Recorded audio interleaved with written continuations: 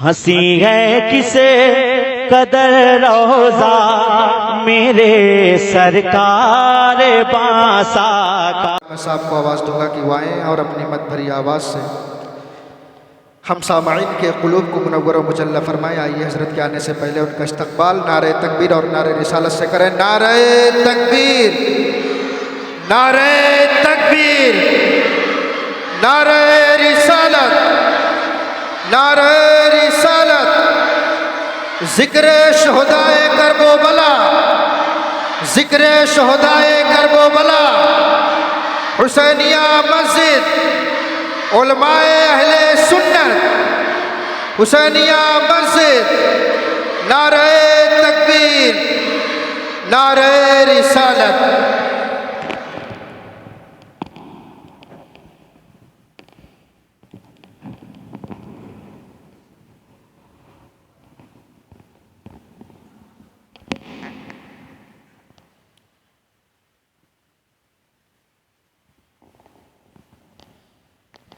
السلام علیکم ورحمۃ اللہ وبرکاتہ۔ الحمد للہ رب العالمین، والصلاة والسلام علی خاتم الانبیاء والمرسلین، وعلی آلہ وصحابہ اجمعین۔ اما بعد فاعوذ باللہ من الشیطان الرجیم، بسم اللہ الرحمن الرحیم۔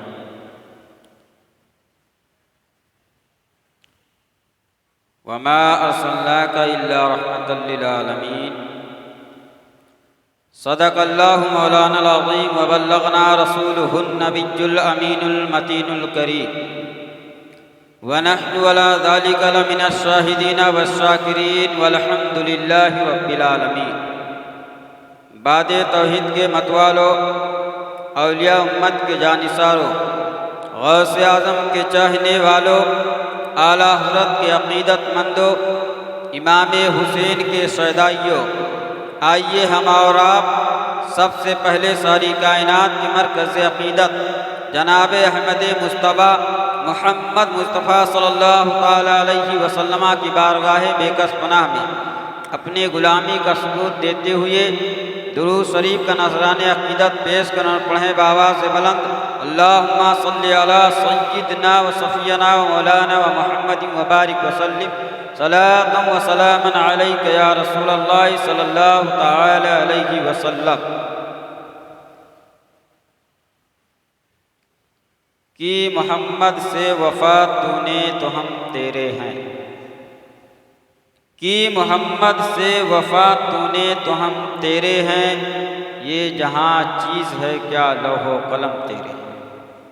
اور محمد کی محبت دین حق کی شرط اول ہے، اگر اسی میں ہو خامی تو سب کچھ نامکمل ہے۔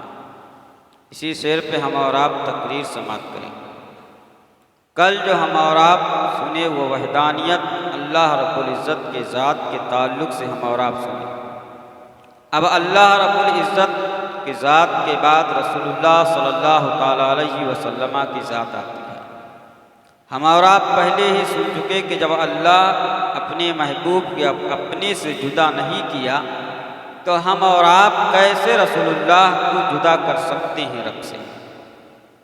جب اللہ کا ذکر ہم اور آپ کرتے ہیں تو ساتھ ہی ساتھ ہمیں رسول کا بھی ذکر کرنا ہوگا۔ ہم نے جو آیت کریمہ آپ کے سامنے پیش کیا، وما ارسلناک الا رحمۃ للعالمین، یعنی اے محبوب ہم نے آپ کو تمام یعنی پوری جہان کے لیے رحمت بنا کر بھیجا، لیکن ہم اور آپ کو سننا ہے سور سے۔ پہلا پارہ میں اللہ تعالیٰ ارشاد فرماتا ہے وَإِذْ قَالَ رَبُّكَ لِلْمَلَائِكَةِ إِنِّي جَاعِلٌ فِي الْأَرْضِ خَلِيفَةً۔ اللہ تبارک و تعالیٰ نے فرشتوں سے مشورہ کیا۔ آج مشورہ ہم اور آپ کرتے ہیں کسی چیز پر، کوئی گھر میں فیشن رکھتے ہیں یا کوئی خوشی رکھتے ہیں تو اپنے گھر والوں سے، دوستوں سے، احباب سے مشورہ کرتے ہیں۔ مشورہ کرنا یہ کس کے طرف سے ہمیں ملا اور مشورہ کرنا کیا ہے، کیوں مشورہ کیا جاتا ہے، تو اس آیت کریمہ سے ہم اور آپ کو درس ملتا ہے کہ اللہ نے جب زمین پر اپنا نائب بنانا چاہا تو فرشتوں سے مشورہ کیا، اے فرشتوں، میں زمین پر اپنا نائب بنانے والا ہوں، تمہاری کیا رائے ہے، تم کیا کہتے ہو؟ تو اللہ تبارک و تعالیٰ کی بارگاہ میں فرشتے سر جھکا کر عرض کرتے ہیں، مولا تو زمین پہ نائب بنانا تو چاہتا ہے، زمین پہ تو نائب اپنا پیدا کرنا چاہتا ہے، لیکن کیا ہم تیری تسبیح و تحلیل نہیں کرتے ہیں، تیری عبادت نہیں کرتے ہیں، تیرا حکم نہیں مانتے ہیں، تیرے تابع داری ہم نہیں کرتے ہیں، جو تو زمین پر اپنا نائب بنانے والا ہے، جو زمین پر تو اپنا نائب پیدا کرنے والا ہے؟ تو اللہ تبارک و تعالیٰ ارشاد فرمایا، اے فرشتو، تم میری تسبیح ضرور کرتے ہو، میرے تابع داری بھی کرتے ہو، لیکن جو مجھے معلوم ہے تم نہیں جانتے ہو۔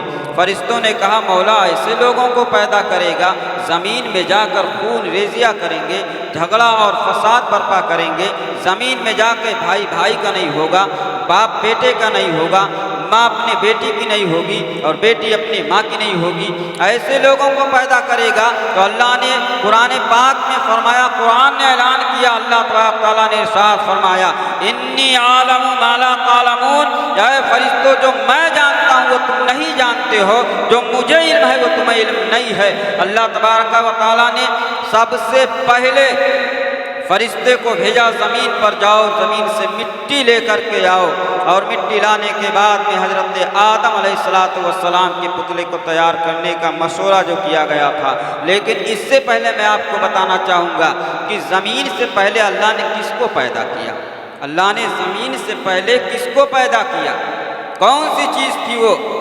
فقہا فرماتے ہیں کہ اللہ تبارک و تعالیٰ نہ لوح و قلم پیدا کیا، نہ زمین پیدا کیا، نہ آسمان پیدا کیا، نہ جنت و دوزخ کو پیدا کیا، نہ سورج پیدا کیا، نہ چاند کو پیدا کیا، بلکہ اللہ تبارک و تعالیٰ نے اپنے نور سے نبی کے نور کو پیدا فرمایا، اپنے محبوب کو پیدا فرمایا۔ اب سوال ہوتا ہے کہ اللہ نے اپنے محبوب کو رکھا کہاں، کس جہاں رکھا؟ نہ تو جنت ہے، نہ دوزخ ہے، نہ زمین ہے، نہ آسمان ہے، لوح و قلم بھی نہیں ہے، نہ تو عرش اعظم ہے، نہ ذات السرائے، کوئی چیز نہیں ہے، اللہ نے کہاں رکھا؟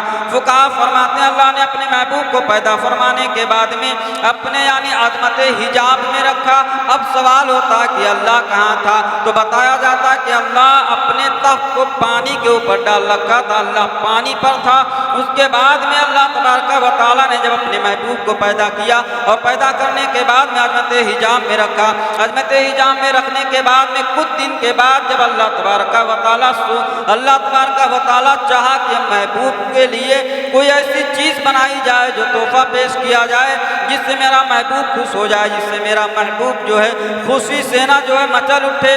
آج ہم اور آپ بھی محبت کرتے ہیں، ہم اور آپ بھی محبوب چنتے ہیں، ہم اور آپ اپنے محبوب کو تحفہ دیتے ہیں، اپنے محبوب کو ہم گفٹ دیتے ہیں، لیکن ہم اور آپ جو گفٹ دیتے ہیں وہ دنیا کی گفٹ دیتے ہیں، دنیا کی بنائی ہوئی چیز دیتے ہیں۔ لیکن اللہ تبارک و تعالیٰ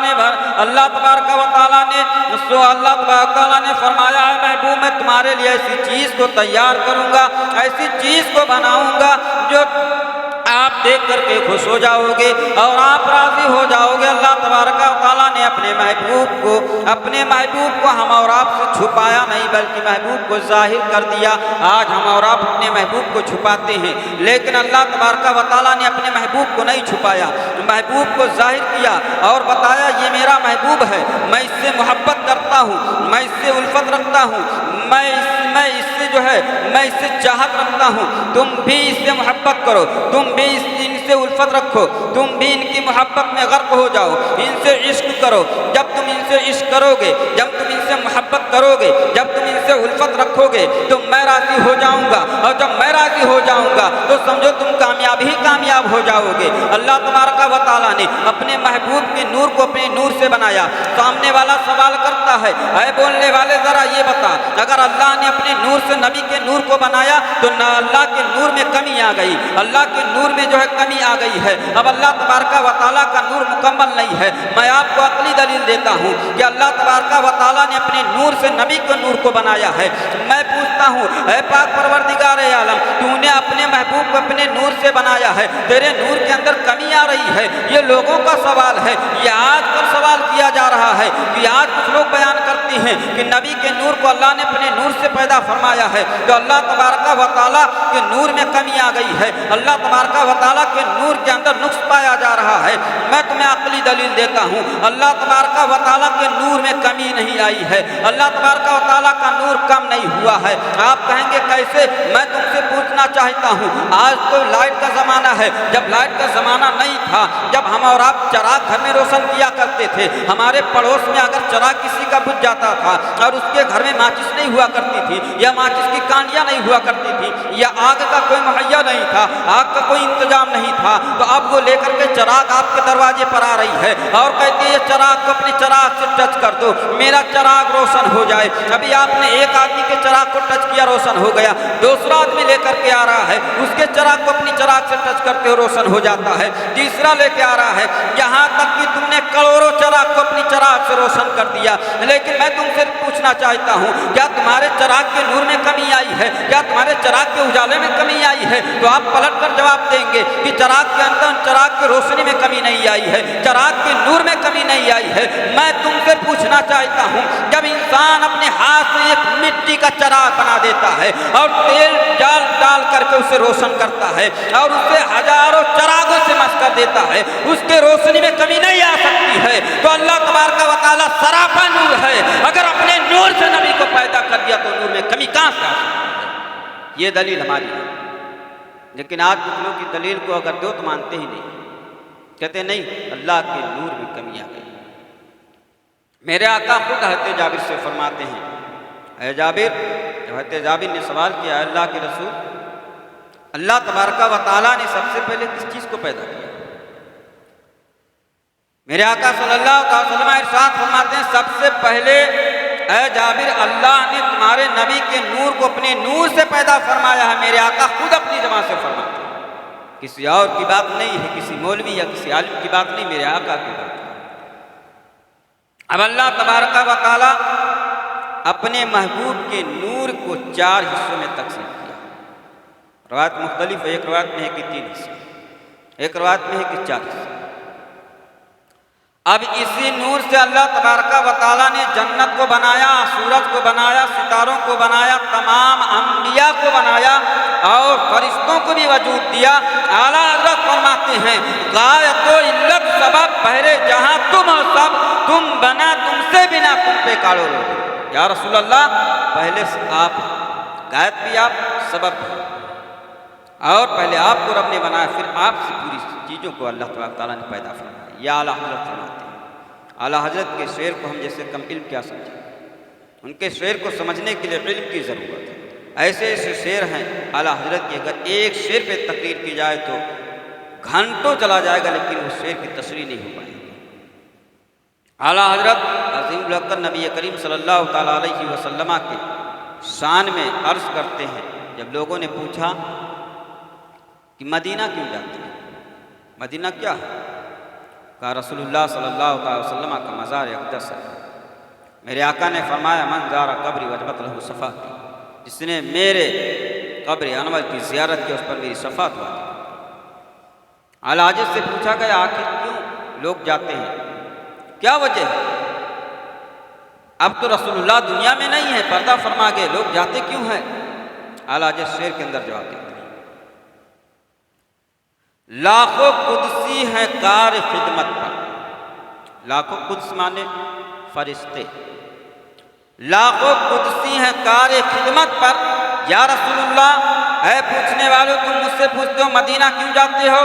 رسول اللہ کا در یہ ہے کہ لاکھوں قدسی، کار مانے کام اور قدس کے معنی فرشتے، لاکھوں فرشتے یا رسول اللہ آپ کی خدمت میں لگے ہوئے ہیں۔ کوئی جھاڑو لگا رہا ہے تو کوئی پوچھا لگا رہا ہے، تو کوئی وہاں کے کنکروں کو چن رہا ہے، تو کوئی وہاں کے آنے والوں کو دیکھ رہا ہے، اس کی خدمت میں لگا ہوا ہے۔ اعلیٰ حضرت فرماتے ہیں، لاکھوں قدسی ہیں کار خدمت پر، لاکھوں گردے مزار پھرتے ہیں۔ یا رسول اللہ، آپ کا تو وہ مرتبہ ہے کہ لاکھوں قدسی آپ کی خدمت میں لگے ہوئے ہیں اور لاکھوں فرشتے آپ کے ارد گرد گھوم رہے ہیں کہ مجھے بھی موقع مل جائے۔ اور ہم اور آپ سے لوگ سوال کرتے ہیں کہ مدینہ کیوں جاتے ہیں؟ اللہ تبارک و تعالیٰ نے نبی کے نور سے ساری چیزوں کو پیدا فرمایا۔ آدم علیہ السلام کے پتلے کو تیار کرنے کے لیے زمین سے مٹی، اللہ تبارک و تعالیٰ کا حکم لے کر ایک فرشتے زمین پر آتے ہیں اور مٹی لینا چاہا۔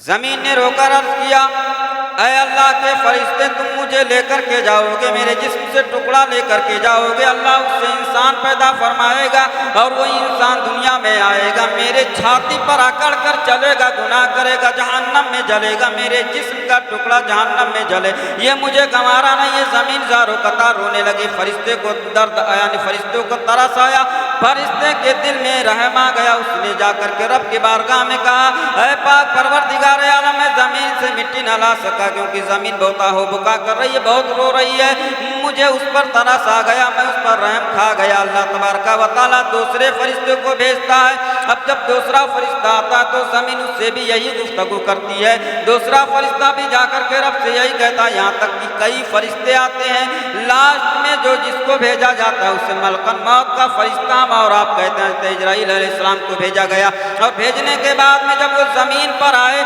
اور جب مٹی کو لینا چاہا، مٹی اور زمین نے چیخ کر کہا، اے اللہ کے فرشتے تم میرے جسم سے میرے گوشت کو مت نوچو، کیونکہ اگر مجھ سے اللہ تبارک و تعالیٰ پیدا فرمائے گا تو وہ جہنم میں جلے گا، گناہ بھی کرے گا، اور وہی میرے جسم سے پیدا ہوا انسان میرے چھاتی پر اکڑ کر چلے گا، مجھے یہ گوارا نہیں ہے کہ میرے جسم سے بنا ہوا انسان جہنم میں جلے، مجھے یہ گوارا نہیں ہے۔ وہ فرشتے نے کہا، اے زمین مجھے اللہ کا حکم ہوا ہے، میں اللہ کے حکم کے علاوہ کسی کا حکم نہیں مان سکتا، اللہ کے حکم کے علاوہ میں کسی کے سامنے کسی کی بات کو جو ہے تسلیم نہیں کر سکتا۔ فرشتے نے مٹی کو لیا اور لے جانے کے بعد میں رب کی بارگاہ میں رکھ دیا۔ اللہ تبارک و تعالیٰ نے پوچھا، اے اسرائیل تم زمین سے مٹی لے کر کے آئے ہو، زمین نے تو رو کر کے تم سے طرح طرح کے سوال کیے ہوں گے، اپنے درد کو بیان کیا ہوگا، اپنے بارے میں بتایا ہوگا۔ اللہ کے فرشتے نے عرض کیا، یا پاک پروردگار عالم تو نے مجھے پیدا کیا ہے اور تو نے مجھے حکم دیا تھا مٹی سے مٹی لے کر کے آؤ، اور تیرا حکم اگر نہ مانتا تو میں تیرے حکم کے خلاف ورزی کرتا، اس لیے میں مٹی لے کر کے آیا، زمین کی نہیں سنا۔ اللہ نے فرمایا، اے اسرائیل جب تم زمین سے مٹی لا سکتے ہو تو جس زمین سے مٹی لا کر کے جس ہم انسان کو بنائیں گے اسی انسان کی روح نکالنے کے لیے تمہیں میں مقرر کرتا ہوں، تم انسان پہ بھی رحم کرو۔ اللہ تعالیٰ نے اس فرشتے کو ملکن موت یعنی موت کا فرشتہ بنا جو مٹی لے کر اللہ تبارک و تعالیٰ نے حضرت آدم علیہ السلام کے پتلے کو تیار کیا۔ انسان کے اندر تین طرح کے انسان ہوتے ہیں، تین طرح کے۔ پہلا یہ کہ انسان بہت سخت مزاج کا ہوتا ہے، اگر ایک ذرا سی بات اگر اچھی بات آپ بول دو تو فوراً غصے میں آتا ہے۔ دوسرا وہ انسان کی نرمی اور سختی دونوں پائی جاتی ہے، بہت جلدی غصے میں نہیں ہوتا۔ اور تیسرا وہ انسان جو ایک دم نرم ہوتا ہے، بالکل نرم ہوتا ہے، کتنی بھی باتیں آپ بول دو سن کر چلا جاتا ہے لیکن آپ کو پلٹ کر جواب نہیں دیتا۔ آخر اس کی وجہ کیا ہے؟ آخر کیوں؟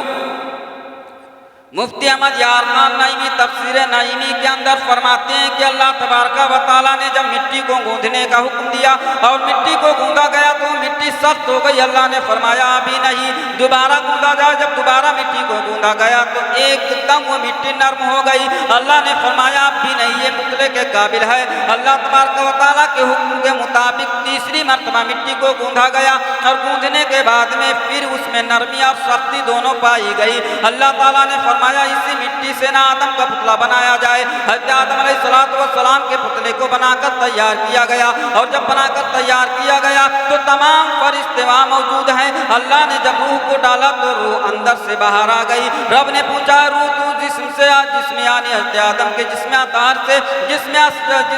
سے باہر کیوں آ گئی؟ اس کے اندر سے باہر کیوں آئی؟ تو روح نے عرض کیا، ہے پاک پروردگار عالم اس کے اندر اندھیلا ہے، میں اندھیلے میں نہیں رہ سکتی، آج انسان اجالا اسی لیے پسند کرتا ہے۔ है। उस रूह ने जब कहा तो अल्लाह तबारक व तआला ने अपने महबूब के नूर को हजरत आदम के पुतले के अंदर जो है गामसन फरमा दिया, मौजूद कर दिया और उसमें डाल दिया। जब रूह को डाला तो उजाला ही उजाला, रूह ठहर गई। इसीलिए इंसान उजाला आज पसंद करता है। हज़रत आदम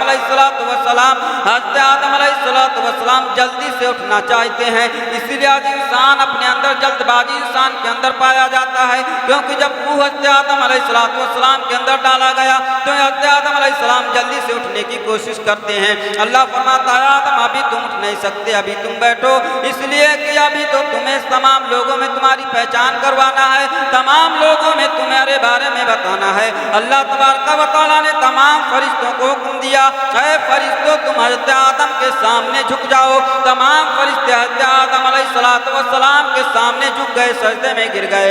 लेकिन जब इब्लीस को कहा गया तो उसने सजदा करने से इनकार किया और कहा मैं इन्हें सजदा नहीं कर सकता हूँ। कहा क्यों? कहा इसलिए ये मिट्टी से पैदा है, मैं आग से पैदा हूँ, कभी मैं इनके सामने झुक नहीं सकता हूँ। यानी फौरन उसने तकब्बुर जाहिर किया। अल्लाह तबारक व तआला ने फरिश्तों को हुक्म दिया, ऐ फरिश्तों आज ये तुम्हारा मुअल्लिम नहीं है, आज ये तुम्हारा साथी तुम्हारे साथ नहीं रह सकता है, तुम इसे उठा करके जमीन की तरफ फेंक दो, क्योंकि इसने तकब्बुर किया है। इस बात से पता चल रहा है कि अगर हम तकब्बुर करते हैं तो मेरे रब को तकब्बुर पसंद नहीं है। क्योंकि शैतान तो मुअल्लिमुल मलाइका था, उसका नाम जाहिद और साजिद और तयाहीन इस तरीके से उसके नाम आए हैं। यानी जाहिद के माने होते हैं, साजिद के माने सजदा करने वाले। जाहिद और तकवा में वो बेमिसाल था, लेकिन एक जरा सी गलती पर अल्लाह तबारक व तआला ने सारी इबादतों को बेकार कर दिया, उसके चेहरे पे मार दिया और जमीन पे उठाकर फेंकवा दिया। तो मालूम हुआ कि हमें तकब्बुर अगर करते हैं तो अल्लाह तबारक व तआला हमें ज़लील व रुस्वा कर देगा। और जब अल्लाह तबारक व तआला हमको ज़लील व रुस्वा करेगा तो दुनिया में किसी के अंदर इतनी ताकत नहीं है कि हमें वो इज्जत दिला सके, क्योंकि रब ने हमें रुस्वा कर दिया है। आज शैतान को जो लोग इज्जत दिलाना चाहते हैं कभी कयामत तक वो कामयाब नहीं हो सकते हैं।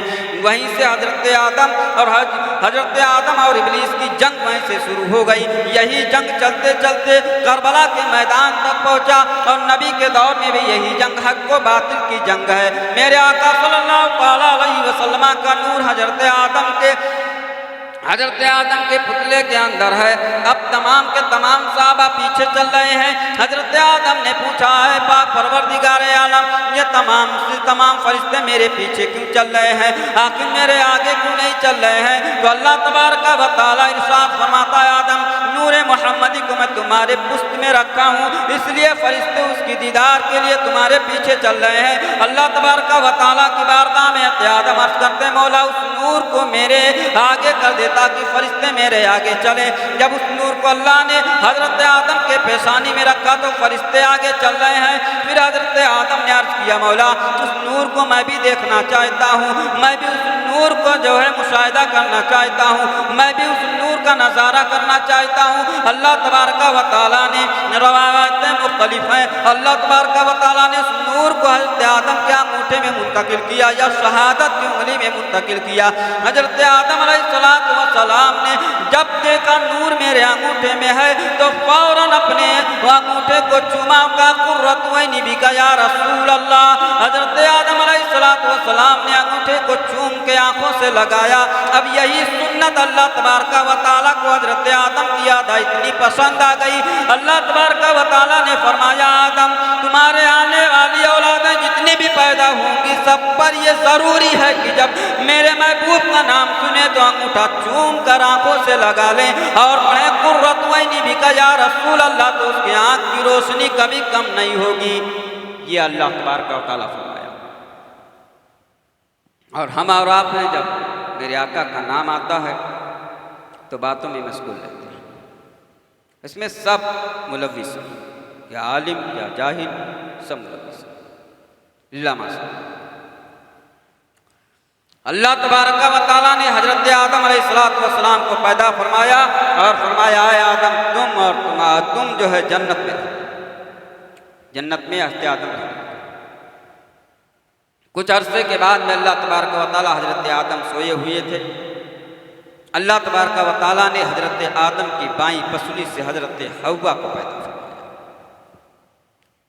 اب باریکی اگر بیان کریں گے کہ حضرت حوا کو بائیں پسلی سے کیوں پیدا فرمایا، حضرت آدم بائیں پسلی سے حضرت حوا کو پیدا فرمایا، پیر میں بھی تو ہڈی ہے، سر میں بھی ہڈی ہے، ہاتھ میں بھی ہڈی ہے، اللہ تعالیٰ کسی بھی ہڈی سے پیدا فرما سکتا تھا، دائیں پسلی سے پیدا کر سکتا تھا، بائیں پسلی سے کیوں کیا؟ اگر اس کی ہم وضاحت کریں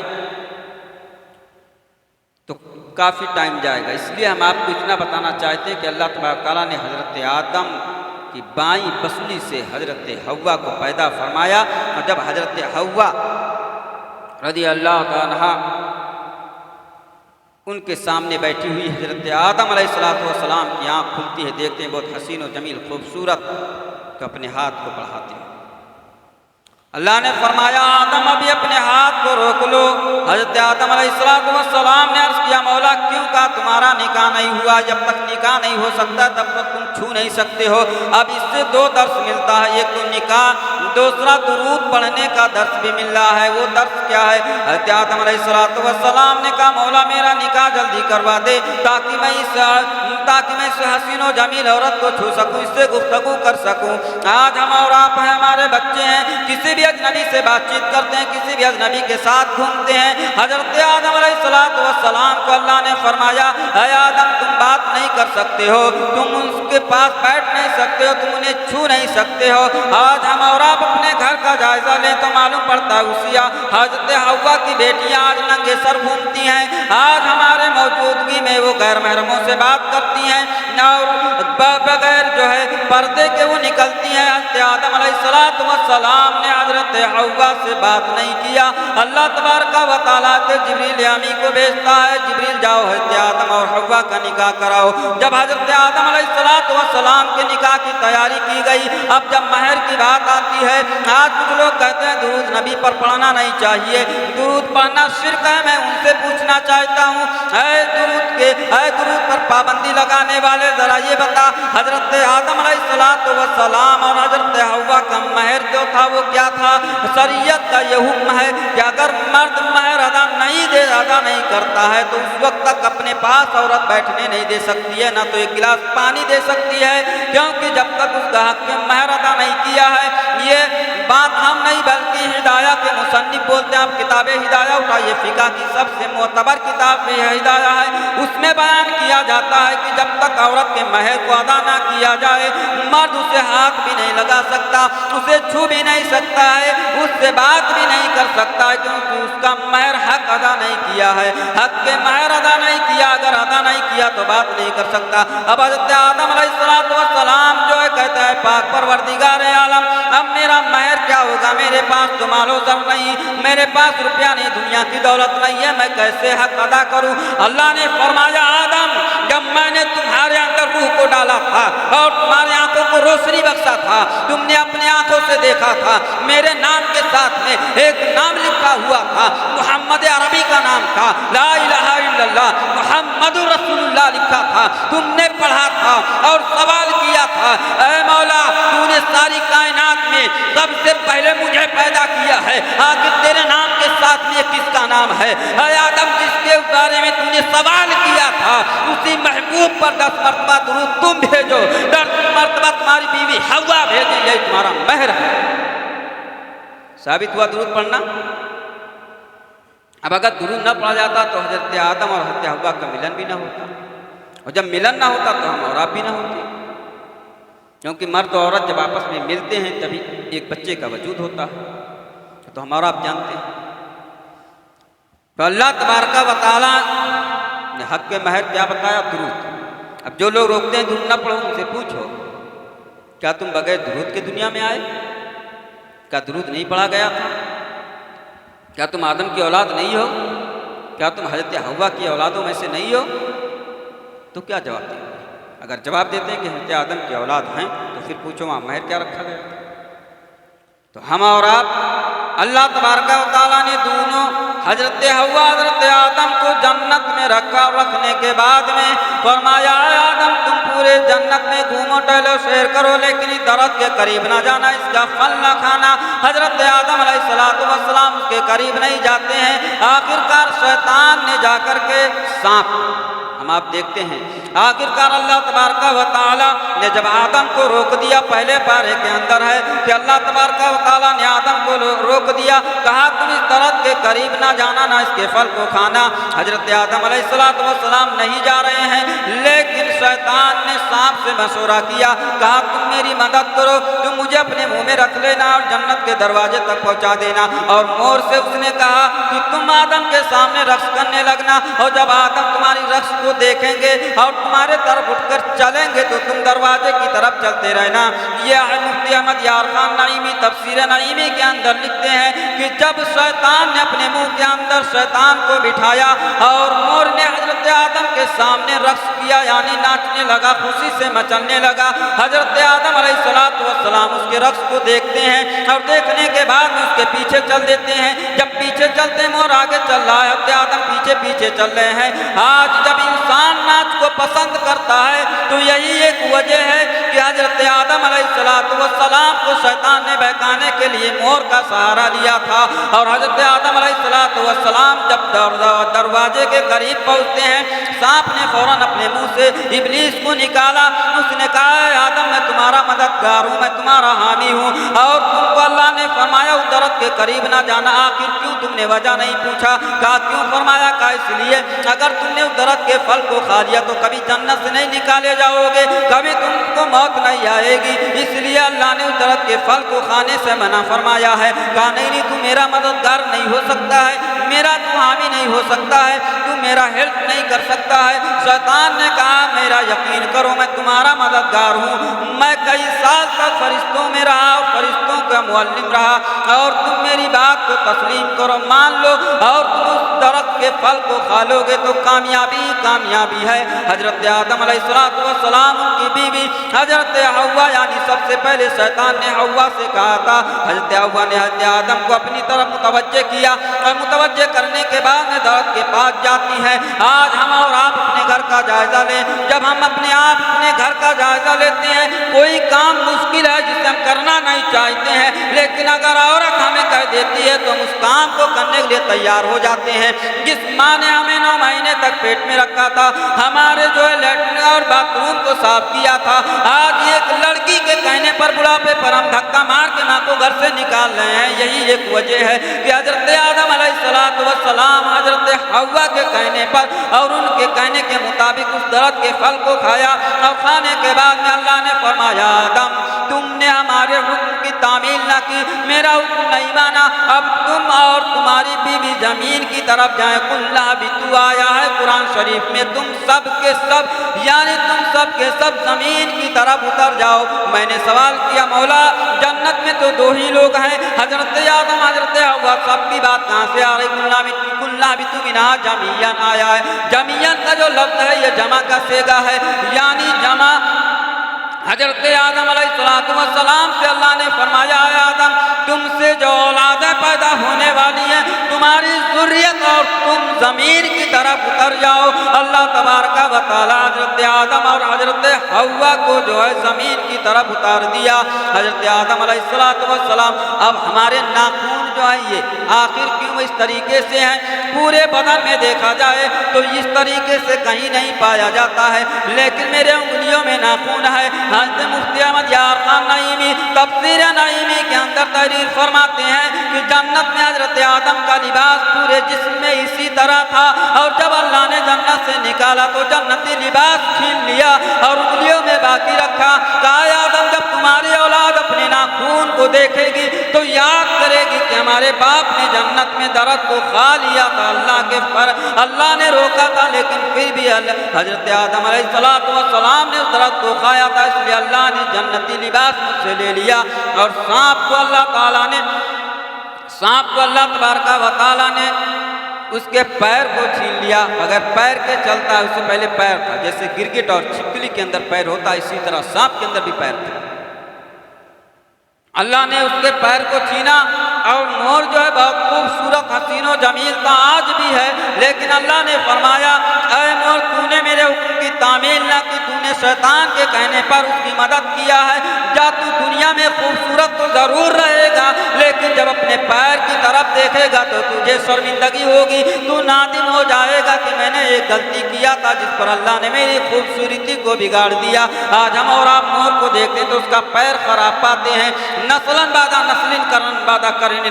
अल्लाह तबारक व तआला ने उस नूर को हजरत आदम से मुंतकिल करता हुआ हजरत शीस अलैहिस्सलाम तक पहुँचाया, और हजरत शीस अलैहिस्सलाम से लेकर हजरत अब्दुल्ला तक वो नूर यानी हजरत अब्दुल मुत्तलिब तक पहुँचा, और हजरत अब्दुल मुत्तलिब से लेकर के हजरत अब्दुल्ला की पेशानी में जलवागर हो गया।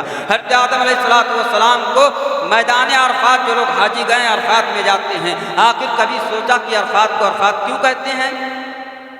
अरफात को अरफात क्यों कहते हैं?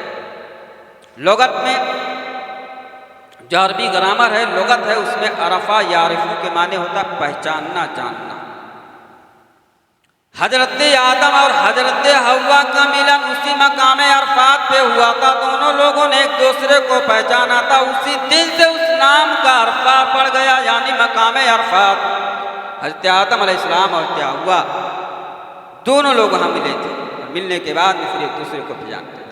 रवायतें हैं कि हजरत आदम को सफ़ा पर और हजरत हव्वा को मरवा पर उतारा गया था। दूसरी रवायत में है कि हजरत आदम को लंका की ज़मीन में उतारा गया था और हजरत हव्वा को जिद्दा की ज़मीन में उतारा गया था। रवायतें मुख्तलिफ, तफसीर जलालैन की।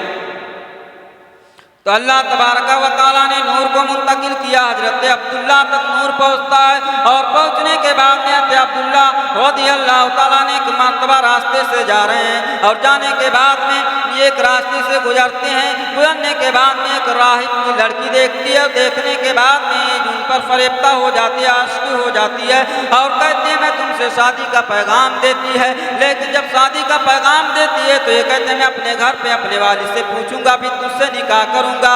हजरत अब्दुल्ला लौट कर आते हैं, दूसरे दिन शिकार के लिए जाते हैं, और जाने के बाद में शिकार पर जब जाते हैं और जाने के बाद में जंगल में पहुंचते हैं, क्या देखते हैं चारों तरफ से हमें दुश्मनों ने घेर लिया।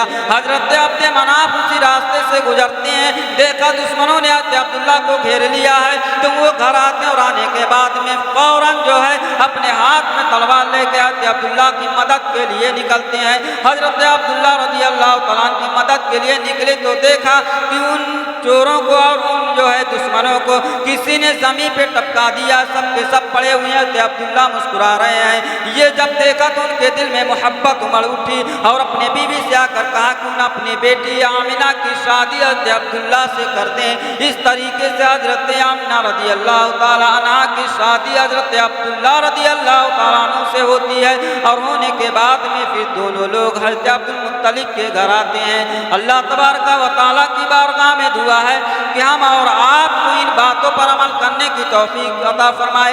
इंशाअल्लाह फिर यहीं से कल हम अपने बयान का आगाज़ करेंगे। अब यहीं पर अपने गुफ्तगू को हम ख़त्म करते हैं। ये बात अपने ज़हन में महफूज रखो कि हज़रत अब्दुल्ला हज़रत आमिना तक गुफ्तगू हुई है, आगे फिर हज़रत नबी का नूर मुंतकिल होगा, और मुंतकिल होने के बाद कैसे दुनिया में वजूद आया, और किस तरीके से मेरे आका सल्लल्लाहु अलैहि वसल्लम को वमा अर्सलनाका इल्ला रहमतल लिल आलमीन के लक़ब से नवाजा गया, ये हम और आप कल इंशाअल्लाह समाप्त करेंगे। अल्लाह रब्बुल इज़्ज़त की बारगाह में दुआ है कि हमारे बोलने में किसी किस्म की लग़ज़ या ख़ता या गलती हुई हो मौला, या कमी हुई हो, तो अल्लाह तबारक व तआला तो पे रसूल के सदक़े में माफ़ फरमा, और इन बातों पर हमें और इन तमाम लोगों को अमल करने की तौफ़ीक़ और रफ़ीक़ अता फरमा। वा खुदा अल्हम्दुलिल्लाह रब्बिल आलमीन। अस्सलामु अलैकुम। आप लोग पढ़े के सलाम।